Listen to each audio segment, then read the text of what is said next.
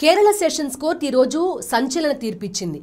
PFI నిషేధిత సంస్థ పీఎఫ్ఐకి చెందిన 15 మందికి ఉరిశిక్ష విధిస్తూ కేరళ సెషన్స్ కోర్టు తీర్పిచ్చింది. రంజిత్ శ్రీనివాసన్ అనే వ్యక్తి హత్య కేసులో ఈ తీర్పిచ్చింది కేరళ సెషన్స్ కోర్టు. అసలు ఎవరు ఈ రంజిత్ శ్రీనివాసన్, ఆ రోజు ఏం జరిగింది, ఎందుకని ఒకేసారి 15 మందికి కేరళ సెషన్స్ కోర్టు ఉరిశిక్ష విధించింది, ఇవన్నీ కూడా చాలా కీలకమైన అంశాలుగా మారుతున్నాయి.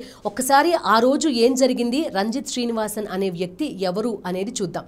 వినోదిని, ఈవిడ కేరళ ఆరోగ్య శాఖలో పనిచేసి రిటైర్ అయ్యారు. తర్వాత అలెప్పిలో ఒక ఇల్లు తీసుకుని అక్కడ నివాసం ఉంటున్నారు. ఆవిడకి 2 కొడుకులు, ఒకరు రంజిత్ శ్రీనివాసన్, రెండో వ్యక్తి అభిజిత్. ఈ రంజిత్ శ్రీనివాసనే హత్యకు గురైంది. ఈయన బీజేపీ బీసీ నాయకుడిగా ఉన్నారు. మంచి ప్రసంగాలను ఇవ్వడంలో, ఆకట్టుకునే ప్రసంగాలు ఇవ్వడంలో దిట్ట ఈయన. అయితే ఈయనని ఒకరోజు ఫైన్ మార్నింగ్ పీఎఫ్ఐకి చెందిన కొంతమంది ఆయన ఇంట్లోకి చొరబడి ఆయన్ని హత్య చేసి చంపేశారు. ఎంత కిరాతకంగా చంపారంటే ఆయన తల్లి, అదేవిధంగా భార్య, ఆయనకి భార్య, 2 పిల్లలు కూడా ఉన్నారు. భార్య, ఆయన చిన్న కూతురు, వీళ్ళందరూ కూడా చూస్తుండగానే సుత్తితో బలంగా మోది చంపేశారు. ఆ సుత్తితో మోదిన టైంలోనే ఆయన సగం వరకు ప్రాణాలు పోయాయని కూడా చెప్తారు. అటువంటి కొన ఊపిరితో ఉన్న వ్యక్తి పైన కూడా కత్తిపోట్లతోటి దాడి చేశారు. ఆయన శరీరంలో ఏకంగా 56 కత్తిపోట్లు ఉన్నట్టుగా కూడా గుర్తించారు. సో ఆ రోజు జరిగింది ఇది. ఈ హత్య జరిగింది డిసెంబర్ 19, 2021 సంవత్సరం. ఆ తర్వాత చాలామంది సాక్షుల్ని విచారించారు. ఏం జరిగిందో ఇదంతా కూడా తెలుసుకునే ప్రయత్నం చేశారు.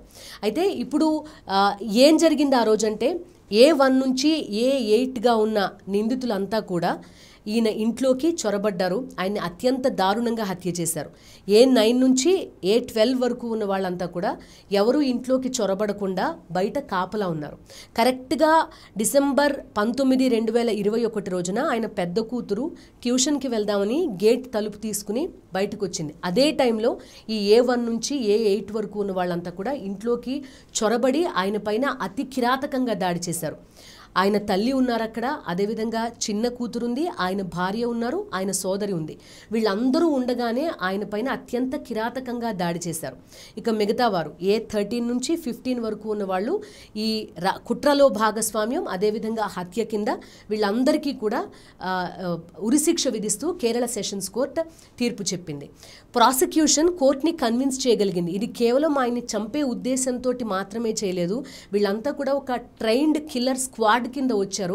అత్యంత కిరాతకంగా చంపేశారు. ఏకంగా 56 కత్తిపోట్లు చేశారంటే వాళ్ళు ఎంత క్రిమినల్ మైండ్ సెట్తో ఉన్నారు అనే అంశాలకు సంబంధించి ప్రాసిక్యూషన్ కోర్టుని కన్విన్స్ చేయగలిగింది. దాంతోటే సెషన్స్ కోర్టు ఇటువంటి తీర్పు ఇచ్చింది అని కూడా చెప్తారు.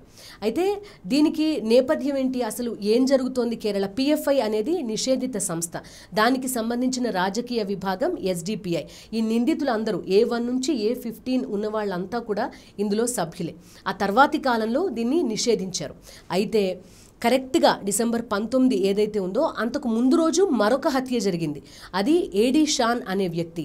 ఆయన ఈ SDPI ఏదైతే మనం ఏదైతే PFI చెప్పుకున్నామో ఆ PFI అనుబంధ రాజకీయ విభాగం SDPI ఉందో ఆ SDPIకి సంబంధించిన కీలకమైన నాయకుడు, ఆయన హత్య జరిగింది. ఆ హత్యకి ప్రతిగా, ఆయన హత్యకి కారణం ఈయనే అని భావించి ఈ PFIకి సంబంధించి నిందితులు ఎవరైతే ఉన్నారో వాళ్ళందరూ కూడా అత్యంత కిరాతకంగా ఈ రంజిత్ శ్రీనివాసన్ అనే వ్యక్తిని చంపేశారు. అయితే ఈ SDPI నేత హత్య కేసు అనేది ఇంకా విచారణ కంటిన్యూ అవుతున్న పరిస్థితి. ఇప్పుడు రంజిత్ శ్రీనివాసన్ హత్య కేసుకి సంబంధించి మాత్రం పూర్తిగా తీర్పు వెలువడింది. సెషన్స్ కోర్టు 15 మందిని నిందితులకి మరణశిక్ష విధిస్తూ ఈ సంచలన తీర్పునిచ్చింది. సో కేరళ రాజకీయాలు కూడా కొంతవరకు చాలా సెన్సిటివ్గా ఉంటాయి. ప్రధానంగా లెఫ్ట్ పార్టీలు అధికారంలో ఉంటాయి. మెల్లగా బీజేపీ పుంజుకునే ప్రయత్నాలు జరుగుతున్న ఒక కీలకమైన టైంలో 2021 సంవత్సరంలో అత్యంత కిరాతకంగా ఈ హత్య అనేది జరిగింది. సో ఆ తర్వాతి కాలంలోనే ఈ PFI అనే సంస్థని నిషేధించారు కూడా. సో వీళ్ళకి మరీ న్యాయ అవకాశాలు ఉంటాయి. వీళ్ళందరూ కూడా పైకోర్టును ఆశ్రయించే అవకాశం ఉన్నప్పటికీ కూడా ఏకంగా ఒకే రోజు 15 మంది PFIకి సంబంధించిన కార్యకర్తలకి ఉరిశిక్ష విధించడం అనేది ప్రస్తుతం దేశంలో చర్చనీయాంశమైంది.